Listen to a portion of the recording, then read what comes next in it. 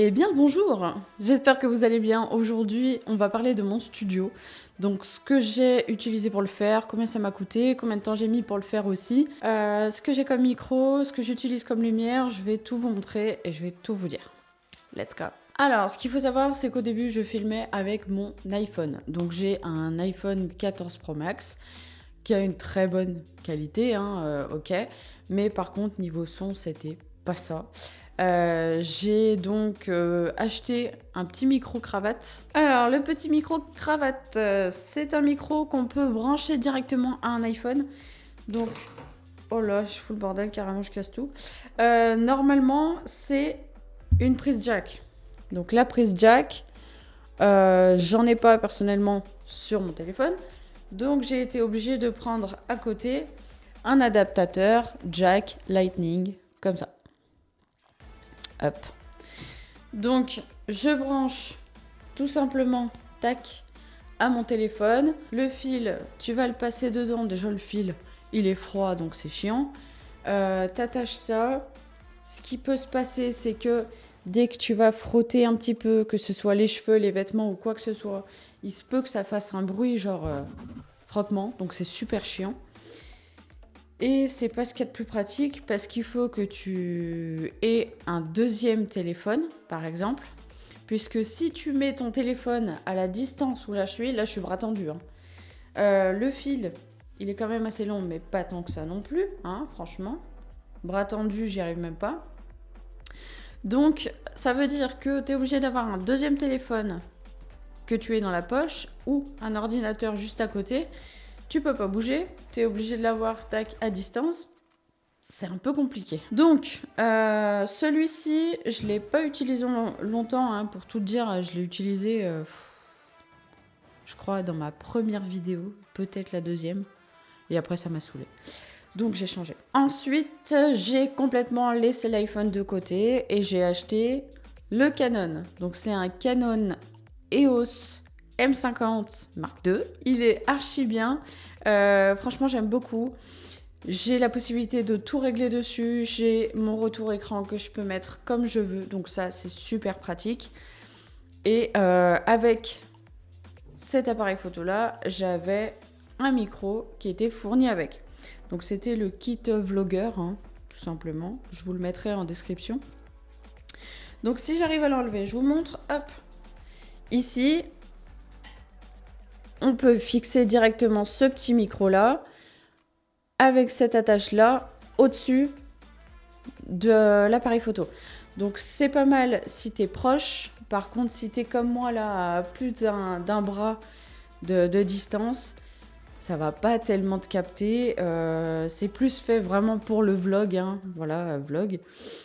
T'as ton petit micro, t'as ton support anti-vibration pour pas avoir de bruit. Et tu vas pouvoir faire par exemple, je sais pas, Donc ouais, tu vas pouvoir faire un urbex par exemple, c'est le mot que je cherchais. Ça va être super pratique dans ce cas-là.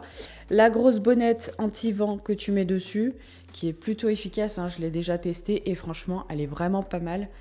On a un câble direct, hop. Donc tu vois, le câble est pas très long. Donc c'est un câble jack que tu viens brancher juste derrière. Tu vois ici, hop. Tu relis ton jack direct sur ton appareil photo. T'es pas embêté, le câble est pas long, donc c'est pratique. Ensuite, j'ai acheté un micro de chez Rode. Donc, je me rappelle plus du nom, je vous le mettrai. Celui-ci, il va nous permettre d'avoir un son qui est directionnel uniquement devant. Donc tout ce qui va se passer autour, ça va étouffer le bruit pour pas qu'on ait, par exemple, tout ce qui est de son de clavier, compagnie, la souris, tous les sons qu'on veut pas forcément entendre, là, ils vont être complètement étouffés et on n'aura que l'avant vraiment qui enregistre. Donc c'est un micro qu'on met face à soi, qu'on fixe de la même manière directement sur l'appareil photo, avec ce système-là qui fait que voilà, on n'a pas les vibrations aussi. Celui-ci, franchement, il était pas mal. Le gros souci que j'avais moi, c'est, on en revient à la même chose. C'est le même principe, donc on branche directement, hop, en jack sur l'appareil photo. Sauf que si on est loin, ça capte un petit peu plus que l'autre, mais c'est pas encore ça, hein. Franchement, quand j'ai commencé à faire mes enregistrements, que j'ai entendu après, enfin je me suis repassé le truc, repassé, j'ai essayé de monter. Plus je montais, plus on avait le bruit, tu sais, le bruit, hein, tout simplement, ce qu'on appelle le bruit. Donc par exemple, tu vois, un petit bruit qui vient parasiter comme ça. Et c'était pas franchement ouf. Donc je l'ai gardé quand même un petit moment, celui-ci. Mais j'ai décidé de le changer aussi. Pour arriver maintenant sur la dernière vidéo que j'ai faite, unboxing, le Rode PodMic USB. Donc celui-ci, c'est un micro qu'on peut fixer un petit peu comme on veut, hein, j'ai envie de dire. Celui-ci, j'ai beau être soit complètement collé, je vais avoir un très très beau son, un étouffement total autour. Par contre, forcément, si je m'éloigne aussi, ça va être plus compliqué. Là, si je l'éloigne, on voit bien qu'on n'entend pas du tout pareil. Donc, hop, on n'entend pas pareil. Ce qui est super pratique pour moi, c'est qu'il y a un grand bras dessus. Donc, c'est le PSA1. Hop, je vais vous montrer. Donc, le bras, c'est vrai qu'il est quand même assez long. Je vous montrerai mieux tout à l'heure, mais vraiment pratique parce que du coup, je peux mettre un petit peu où je veux et j'ai pas besoin d'être collé directement sur la caméra.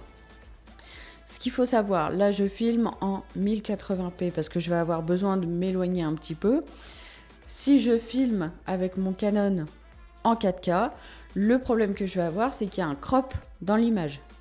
Ça veut dire que au maximum que je vais me reculer, je vais avoir une image qui va être comme ça. Hop, je vais vous montrer si je zoome un peu. Donc ça sera le minimum que je peux avoir.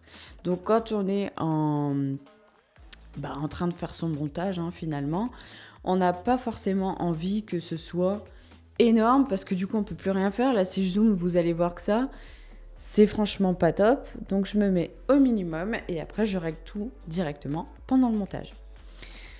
C'est un micro qu'on peut mettre soit en XLR, donc là il faut avoir une carte son, soit on peut le mettre directement relié avec un câble, hop, juste ici, qui va être un câble USB-C, donc très pratique puisque j'ai un Mac, que je branche directement à mon Mac.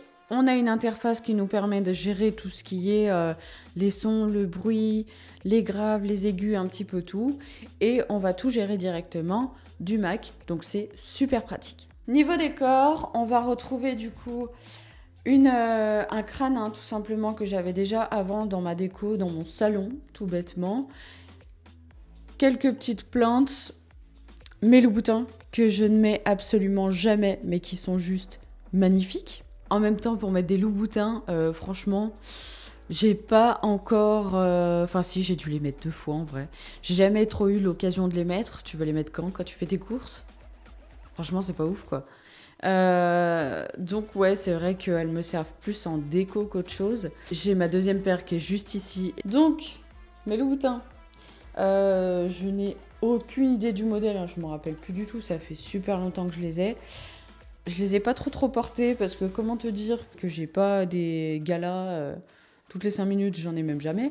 Donc ouais, j'ai pas encore trop trouvé l'occasion parfaite pour les mettre, mais je les ai déjà portés et franchement, loup-boutin ou pas, ça déchire les pieds, hein, c'est horrible. Dans mes boîtes, on va retrouver quand même pas mal de choses. Les HomePod mini que j'ai des deux côtés de mon bureau que je vous montrerai, l'Apple Pencil, les AirPods, l'Apple TV qui est pour moi juste indispensable, mon ancien micro, enfin voilà, en fait on a toutes les boîtes que je garde plus ou moins. N'est-elle pas merveilleuse? Ceux qui me connaissent aussi mon amour pour les voitures et mon amour pour la Poctador.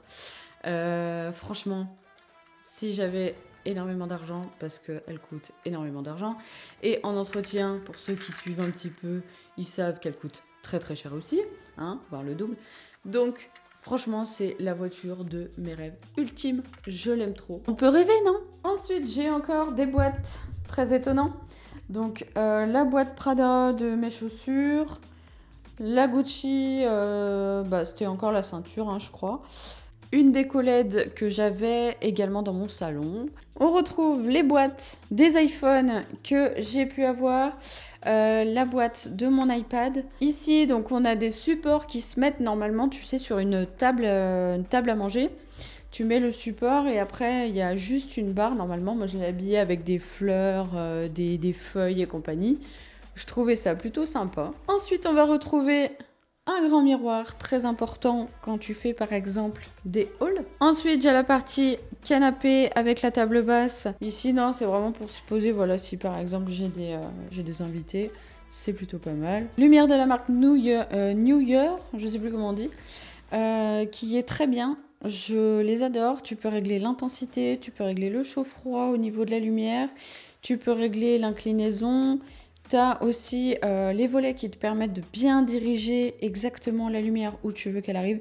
Franchement, c'est super top, j'adore. Une petite télécommande en plus qui te permet de les allumer, de les éteindre à distance sans forcément aller derrière. Super pratique. Un tableau que j'ai en déco. Ensuite, j'ai mon Mac qui est juste ici, où je suis en train d'enregistrer et où tu peux voir justement, hop, tout ce qui est RODPod. Tu vois. À côté, on va retrouver donc le premier HomePod et le deuxième qui est juste là-bas, avec mon imprimante, ma ring light, pardon. On a le fameux Dyson Coral que j'ai fait en vidéo, un casque Bose pour forcément avoir un retour son, c'est pas plus mal. Et la partie qui nous manquait, donc je me suis fait un petit coin où je peux poser voilà quelques petites choses pendant que je fais mes vidéos. J'ai mon iPad avec ma souris. Ici, tout mon maquillage. Mon miroir qui est derrière que je sors quand j'ai besoin. Et franchement, trop pratique. J'ai un petit coin de table que je peux complètement relever. Et ça me fait une super extension. C'est incroyable.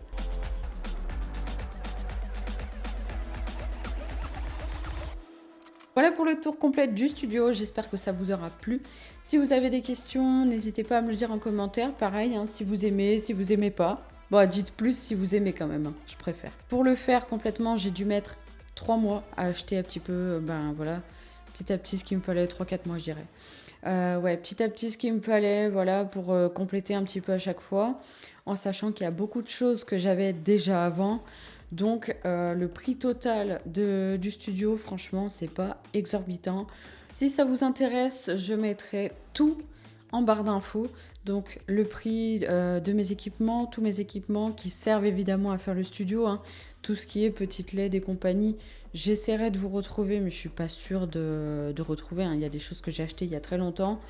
Donc tout ce qui peut vous servir finalement à faire un studio vous-même, je vous le mettrai en barre d'infos avec tous les prix. Et on se dit à bientôt.